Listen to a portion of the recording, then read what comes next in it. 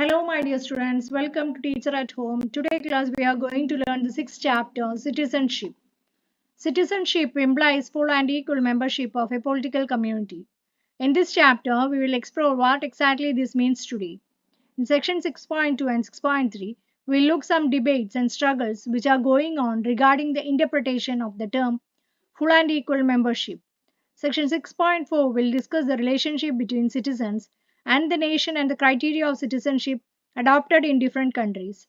Theories of democratic citizenship claim that citizenship should be universal. Does this mean that every person today should be accepted as a member of one or another state? Then, how can we explain the existence of so many stateless people? This issue will be discussed in section 6.5. The last section will discuss the issue of global citizenship. Does it exist and could it replace national citizenship? After going through the chapter, you should be able to explain the meaning of citizenship and discuss some of the areas in which that meaning is being expanded or challenged today. Introduction. Citizenship has been defined as full and equal membership of a political community. In the contemporary world, states provide a collective political identity to the members of as well as certain rights. Therefore, we think of ourselves as Indians or Japanese or Germans depending on the state to which we belong. Citizens expect certain rights from their state as well as help and protection whenever, wherever they may travel. The importance of full membership of a state can be appreciated if we think of the condition of the thousands of people in the world who have the bad fortune to be forced to live as refugees or illegal migrants because no state is willing to grant them membership. Such people are not guaranteed right by any state and generally live in precarious conditions. For them, full membership of a state to their choice is a goal for which they are willing to struggle, as we see today with Palestinian refugees in the Middle East. The precise nature of the rights granted to citizens may vary from state to state, but in most democratic countries today, they would include some political rights like the right to vote, civil rights like the freedom of speech or belief, and some socio-economic rights which could include the right of a minimum wage or the right to education. Equality of rights and status is one of the basic rights of citizenship. Each of the rights now enjoyed by citizens has become one after struggle. Some of the earliest struggles were fought by people to assert their independence and right against powerful monarchies. Many European countries experienced such struggles, some of them violent, like the French Revolution in 1789 in the colonies of Asia and Africa. Demands for equal citizenship form part of the struggle for independence from colonial rulers. In South Africa, the black African population had to undertake a long struggle against the ruling white minority for equal citizenship. This continued until the early 1990s. Struggles to achieve full membership and equal rights continue even now in many parts of the world. You may have read about the women's movement and the Dalit movement in our country. Their purpose is to change public opinion by drawing attention to their needs as well as to influence government policy to ensure them equal rights and opportunities. Let's think. During 17th to 20th century, white people of Europe established their rule over the black people in South Africa. Read the following description about the policy practices in South Africa till 1994. The whites had the right to vote, contest elections and elect government. They were free to purchase property and to go to any place in the country. Blacks did not have such rights. Separate colonies for whites and blacks were established. The blacks had to take passes to work in white neighborhoods. They were also not allowed to they were not allowed to keep their families in white areas. The schools were also separate for the people of different color. Do you think the blacks had full and equal membership in South Africa? What does the above description tell us about the relationship of different groups in South Africa? However, citizenship is about more than the relationship between states and the members. It is also about citizen relations and involves certain obligations of citizens to each other and to the society. This would include not just the legal obligations imposed by states, but also a moral obligation to participate in, contribute to the shared life of the community. Citizens are also considered to be inheritors and trustees of the culture and natural resources of the country. A good way to understand a political concept to look for instances where its accepted meaning is being questioned by groups who feel that it does not take account of the needs and aspirations. Full and equal membership. If you have ever traveled in a crowded railway compartment or bus, you will be familiar with the way in which those who have been earlier fought each other to enter. Once inside, discover a shared interest in keeping others out. A division soon develops between insiders and outsiders, with outsiders being seen as a threat. Similar processes take place from time to time in cities, regions, or even the nation as a whole. If job facilities like medical care or education and natural resources like land and water are limited, demands may be made to restrict entry to outsiders, even though there may be few fellow citizens. You may remember the slogan Mumbai for Mumbai Cars, which express such feelings. Many similar struggles have taken place in different parts of India and the world. This raises questions about what full and equal membership really means. Does it mean the citizens should enjoy equal rights and opportunities wherever in the country they may decide to live, study, or work? Does it mean that all citizens, rich or poor, should enjoy certain basic rights and facilities? In this section, we'll explore the meaning of citizenship by focusing on the first of these questions. One of the rights granted to citizens in our country and in many others is freedom of movement. This right is of particular importance for workers. Labor tends to migrate in search of jobs when opportunities are not available near their homes. Some people may even travel outside the country in search of jobs. Markets for skilled and unskilled workers have developed in different parts of our country.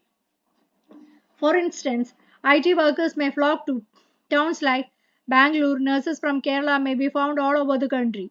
The blooming building industry in town attract workers from different parts of the country. So do infrastructure projects like road making. You may come across workers from different regions near your home or school. However, often resistance builds up among the local people against so many jobs going to people from outside the area, sometimes at lower wages. A demand may develop to restrict certain jobs to those who belong to the state or those who know the local language. Political parties may take up the issue. Resistance could even take the form of organized violence against outsiders. Almost every region of India has experienced such movements. Are such movements ever justified? We all become indignant if Indian workers in other countries are ill treated by the local population. Some of us may also feel that skilled and educated workers have the right to migrate for work. State may even the proud of the ability to attract such workers. But if the jobs are scarce in a region, local residents may resent competition from outsiders. Does the right to freedom of movement include the right to live or work in any part of the country? Another factor that we need to consider is that there may sometimes be a difference between our response to poor migrants and to skilled migrants. We may not always be welcoming to the poor migrants who move into our areas as we may be skilled and affluent workers. This raises the question of whether poor and unskilled workers should have the same right to live and work anywhere in the country as do skilled workers. These are some of the issues which are being debated in our country today regarding full and equal membership to all citizens of the country. However, disputes may sometimes arise even in democratic societies. How can such disputes be resolved? The right to protest is an aspect of the freedom of expression guaranteed to citizens in our constitution, provided protest does not harm the life or property of other people or the state. Citizens are free to try and influence public opinion and government policy by forming groups, holding demonstrations using the media, appealing to political parties, or by approaching the courts. The court may give a decisions on the matter, or they may urge the government to address the issue. It may be a slow process, but varying degrees of success are sometimes possible. If the guiding principles of providing full and equal membership of all citizens is kept in mind, it should be possible to arrive at an acceptable solution to the problem that may arise from time to time in a society. A basic principle of democracy is that such disputes should be settled by negotiation and discussion rather than force. This is one of the obligations of citizenship, equal rights. In this session, we will examine another aspect of citizenship, that is, the issue of whether full and equal membership means that all citizens, rich or poor, should be guaranteed certain basic rights and a minimum standard of living by the state. To discuss this issue, we look at one set of the people, that is the urban poor. Dealing with the problem of the poor in towns is one of the urgent problems facing the government today. There is a large population of slum dwellers and squatters in every city in India. Although they may do necessary and useful work, often at low wages, they are often viewed as unwelcome visitors by the rest of the town population. They may be blamed for straining the resources of the city and for spreading crime and disease. Conditions in slums are often shocking. Many people may be crammed into small rooms with no private toilets, running water, or sanitation. Life and property are insecure in a slum. However, slum dwellers make a significant distribution to the economy through their labor.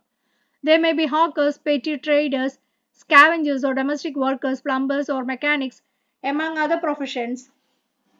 Such businessmen such as cane weaving or textile printing or tailoring may also develop in slums. The city probably spends relatively little on providing slum dwellers services such as sanitation or water supply. Awareness about the condition of the urban poor is growing among governments, NGOs, and other agencies, and among the slum dwellers themselves. For instance, a national policy on urban street vendors are framed in January 2004. There are lakhs of street vendors in big cities and often face harassment from the police and town authorities. The policy was intended to provide recognition and regulation for vendors to enable them to carry on this profession without harassment, so as long as they obeyed government regulations. Slum dwellers are becoming aware of the rights and are beginning to organize to demand them. They have sometimes even approached the court. Even a basic political right, like the right to vote, may be difficult for them to exercise because to be included in the list of voters, a fixed address is required, and squatters and pavement dwellers may find it difficult to provide this. Among other groups of people who are becoming marginalized in our society are the tribal people and forest dwellers. These people are dependent on access to forest and other natural resources to maintain their way of life. Many of them face threats to the way of life and livelihood because of the pressure of increasing population and the search for land and resources to maintain them. Pressures from commercial interests wanting to mine the resources which may exist in forests and coasts poses another threat to way of life and livelihood of forest dwellers and tribal peoples, as does the tourist industry. Governments are struggling with the problem of how to protect these people and the habitat without the same time endangering development of the country. This is an issue that affects all citizens, just not just tribal people. To try and ensure equal rights and opportunities for all citizens cannot be a simple matter of any government. Different groups of people may have different needs and problems, and the right to one group may conflict with the right to another. Equal rights for citizens need not mean the uniform policies have to be applied to all people, since different groups of people may have different needs. If the purpose is not just to make policies which would apply in the same way to all people, but to make people more equal, the different needs claims of the people would have to be taken in account when framing policies. What should become clear from the discussion of the changes in the world situation? Economy and society demand the new interpretations of the meaning and rights of citizenship. Formal laws regarding citizenship only form the starting point, and the interpretation of laws is constantly evolving. While answers to some of the problems which may arise may not be easy to find, the concept of equal citizenship would mean that providing equal rights and protection to all citizens should be one of the guiding principles of government policies. Citizen and nation. The concept of nation state evolved in the modern period. One of the earliest assertions regarding the sovereignty of the nation state and the democratic rights of citizens was made by revolutionaries in France in 1789. Nation states claim that the boundaries define not just a territory but also a unique culture and shared history. The national identity may be expressed through symbols like a flag, national anthem, national language, or certain ceremonial practices, among other things. Most modern states include people of different religions, language, and cultural traditions. But the national identity of a democratic state is supposed to provide citizens with a political identity that may be shared by all the members of the state.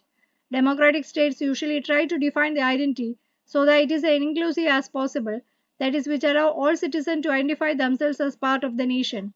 But in practice, most countries tend to define their identity in a way which make it easier for some citizens to identify with the state than others. May also make it easier for the state to extend citizenship to some people and not others. This would be the true of the United States, which pride itself on being a country of immigrants as any of the country. France, for instance, is a country which claims to be both secular and inclusive. It includes not only people of European origin, but also citizens which originally came from other areas such as North Africa. Culture and language are important features of its national identity. All citizens expected to assimilate into public aspects of their lives. They may, however, retain their personal beliefs and practices in their private lives. This may seem like a reasonable policy, but it's not always simple to define what is public and what is private, and this has given rise to some controversies. Religious beliefs is supposed to belong to the private sphere of citizens, but sometimes religious symbols and practices may enter into their public lives. You may have heard about the demand of Sikh school boys in France to wear the turban to school and Muslim girls to wear the headscarf with their school uniform.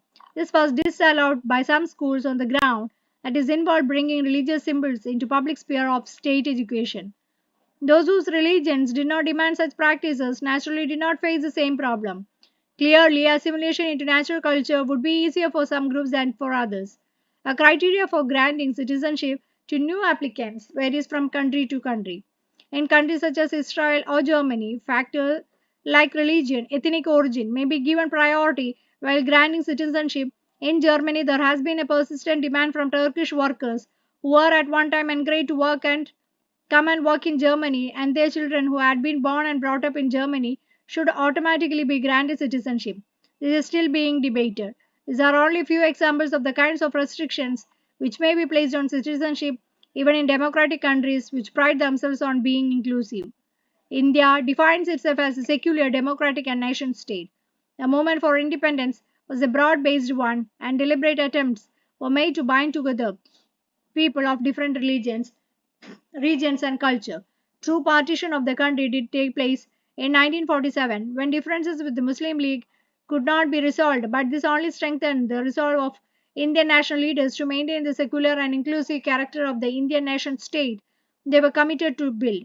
This resolve was embodied in the Constitution. Indian Constitution attempted to accommodate a very diverse society. To mention just a few of the diversities, attempted to provide full and equal citizenship to groups as different as the scheduled caste and scheduled tribe, many women who had not previously enjoyed equal rights, some remote communities in the Andaman and Nicobar Islands who had little contact with the modern civilization, and many others. It is also attempted to find a place for the different languages, religions, and practices found in different parts of the country. It had to provide equal right to all without at the same time forcing people to give up their personal belief, language, or cultural practices. It was therefore a unique experiment which was undertaken through the Constitution. Republic Day parade in Delhi symbolizes the attempt of the state to include people of different religions, cultures, and religions. The provision about citizenship in the Constitution can be found in Part 2 and in subsequent laws passed by Parliament. The Constitution adopted an essentially democratic and inclusive notion of citizenship. In India, citizenship can be acquired by birth, descent, registration, naturalization, or inclusion of territory. The rights and obligations of citizens are listed in the Constitution. There is also a provision that the state should not discriminate against citizens on grounds only of religion, race, caste, sex, place of birth, or any of them. The right of religions and linguistic minorities are also protected. However, even such inclusive provisions have given rise to struggles and controversies. The women's movement, the Dalit movement, or struggles of people displaced by development projects represent only a few of the struggles being waged by people who feel that they are being denied full rights of citizenship. Their experiments of India indicates that democratic citizenship in any country is a project and ideal to work towards. New issues are constantly being raised to society's change, and new demands are made by groups who feel they are being marginalized. In a democratic state, these demands has to be negotiated. Universal citizenship. When we think of refugees or illegal migrants, many images may come to mind.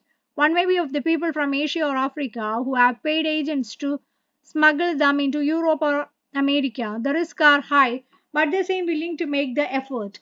Another image may be of the people displaced by war or famine. Such images are often shown on the television. Refugees in the Darfur region of Sudan, Palestine, Burmese, or Bangladesh example are many. All these are people who have been forced to become refugees in their own or neighboring countries. We often assume that full membership of a state should be available to all those who ordinarily live and work in the country, as well as those who apply for citizenship. But although many states may support the idea of universal and inclusive citizenship, each of them also fixes criteria for the grant of citizenship. This would generally be written into constitution laws of the country. State uses their power to keep unwanted visitors out. However, in spite of restrictions, even the building of walls and fences, considerable migration of people still take place in the world. People may be displaced by war or persecution, famine or other reasons. If no state is willing to accept them and they cannot return home, they become stateless peoples or refugees. They may be forced to live in camps or as illegal migrants. Often they cannot legally work or educate their children or acquire property. The problem is so great that the UN has appointed a High Commissioner for Refugees to try to help them. Decisions regarding how many people can be absorbed as citizens in a country poses a difficult humanitarian and political problem for many states. Many countries have a policy of accepting those fleeing from persecution of war, but they may not want to accept unmanageable number of people or expose the country to security risk. India prides itself on providing refuge to persecuted peoples, as it did with the Dalai Lama and his followers in 1959. Entry of people from neighboring countries have taken place along the borders of the Indian state and the process continues. Many of these people remain as stateless peoples for many years of generation living in camps or illegal migrants. Only a relatively few of them are eventually granted citizenship. Such problems pose a challenge to the promise of democratic citizenship, which is the rights and citizens and your citizen would be available to all people in the contemporary world. Although many people cannot achieve citizenship of a state of their choice, no alternative identity exists for them. The problem of stateless peoples is an important one confronting the world today. Borders of a state are still being redefined by war or political disputes, and for the people caught up in such disputes, the consequences may be severe. They may lose their homes, political identities, and security and be forced to migrate. Can citizenship provide a solution in the problem of such people? If not, what kind of alternative identity can be provided today? Do we need to try and evolve a more genuinely universal identity than national citizenship? Suggestions for a notion of global citizenship are sometimes put forward. The possibility will be discussed in the next section. Global citizenship. There was an outpouring of sympathy and help for the victims of the tsunami, which affected a number of countries in South Asia in 2004. International network linked terrorists today. United Nations working with different states to try and prevent the spread of bird flu and the possible emergence of a human viral pandemic. What is common to the statement given above? We live today in an interconnected world. New means of communication such as internet, television, and cell phones have brought a major change in the way in which we understand our world. In the past, it might have taken months for news about developments in one part of the world to become known to other parts. But new modes of communication have put up to mediate contact development in different parts of the globe. We may watch disasters and wars on the television screens as they are taking place. This has helped to develop sympathies and shared concerns among people in different parts of the world. Supporters of global citizenship argue that although a world community and global society does not yet exist, people already feel linked to each other across national boundaries. They would say that the outpouring of help from all parts of the world for victims of the Asian tsunami and other major calamities is a sign of emergence of a global society. They feel that we should try to strengthen its feeling and work towards the concept of global citizenship. Concept of national citizenship assumes that our state can provide us with the protection and rights which we need to live and with the dignity in the world today. But states today are faced with many problems which they cannot tackle by themselves. In this situation, are individual rights guaranteed by the state sufficient to protect the freedom of people today? Or has the time come to move to a concept of human rights and global citizenship? One of the attractions of the notion of global citizenship is that it might make it easier to deal with the problems which extend across the national boundaries and which therefore need cooperative action by the people and governments of many states. For instance, it might make it easier to find an acceptable solution to the issue of migrants and stateless peoples, or at least to ensure them basic rights and protection regardless of the country in which they may be living. In the previous section, we saw this equal citizenship within a country may be threatened by the socio-economic inequalities of other problems which might exist. Such problems can ultimately only be solved by the governments and people of their particular society. Therefore, full and equal membership of a state remain important for people today. But the concept of global citizenship reminds us that national citizenship might need to be supplemented by the awareness that we live in an interconnected world and there also a need for us to strengthen our links with people in different parts of the world and ready to work with people and government across national boundaries. So that's all about this chapter. If you are interested, please do like, share and subscribe my channel. Okay, thank you.